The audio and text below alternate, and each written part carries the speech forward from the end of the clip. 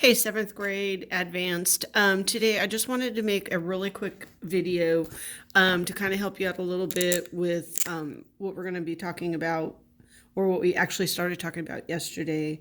Yesterday we started with simple interest, and today we're going to be talking about compound interest, okay?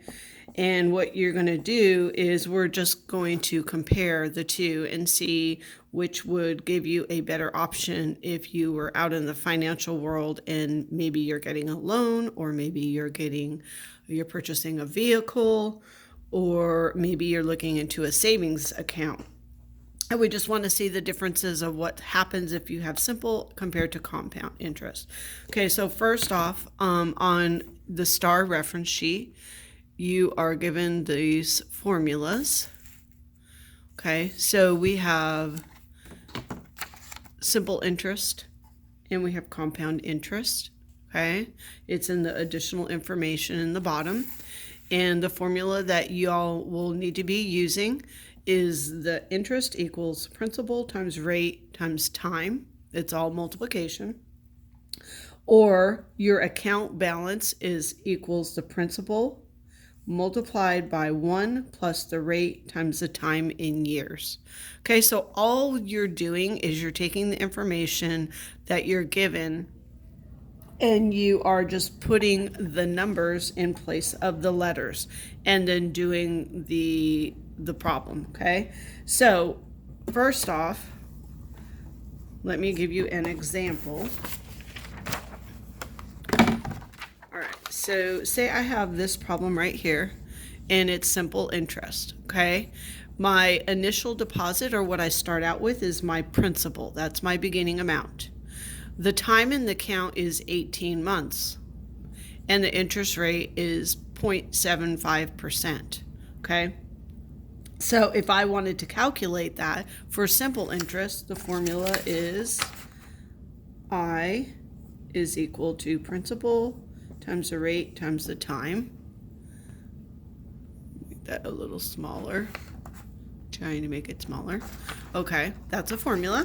So in order to find the interest, I just plug in these numbers. The initial amount, or the principal, is this. So it would just be this, 5280. Okay, times the R, which is the rate, and the interest rate is 0.75%, but I cannot leave it as a as a percent.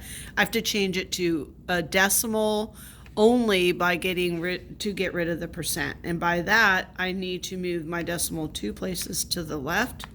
So I would end up with, instead of 0.75%, I'm going to end up with 0.0075. Okay. And then I just need my T, my time in years. Well, this is in months, so I can't use that. I have to turn it into years. So 18 months is 1.5 years. So then I would just do that. And then I multiply these three numbers, and it's going to give me the interest that I would earn on this for this particular deposit. Okay. If I wanted to know how much I had after a year and a half, I would take whatever my interest turns out to be when I multiply, and I would add it to that. And that's how much money I would have after 18 months. Okay. So that's simple interest. Compound interest has a different formula. Okay. So compound interest is this. Your account balance will be, and this kind of, it adds the interest into it. Okay. Where the other one just gives you the interest.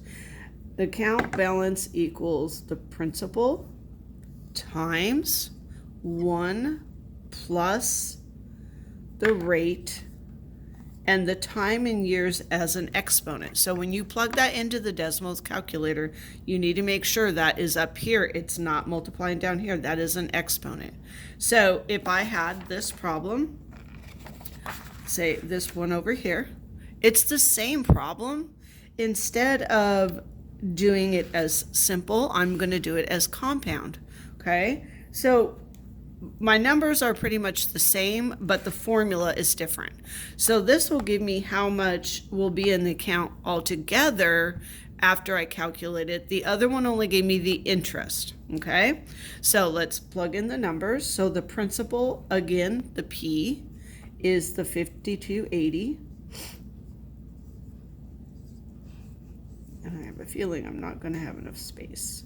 Okay, and then it's times 1 plus the rate, okay, and the rate is 0.75%, but I want to get rid of the percent by moving the decimal 2 places over. So I end up with 0.0075, okay, and now this time instead of the t being right over here, the time is going to go up here as an exponent, the time in years. And again, it has to be in years. This is in months. So 18 months is 1.5. And then all you would do is calculate this in your calculator. Multiply 1 plus this number to this exponent here, and you will get the account balance. Okay, that's basically the gist of what you're going to do today. So we're going to have 2 Nearpod lessons.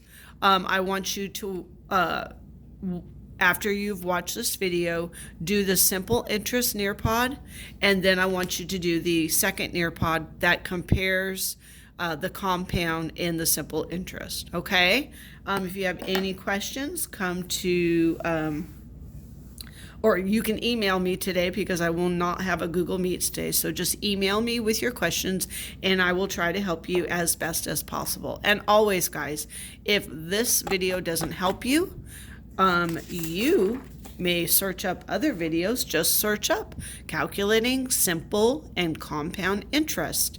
And I guarantee you'll find a bunch of videos, okay?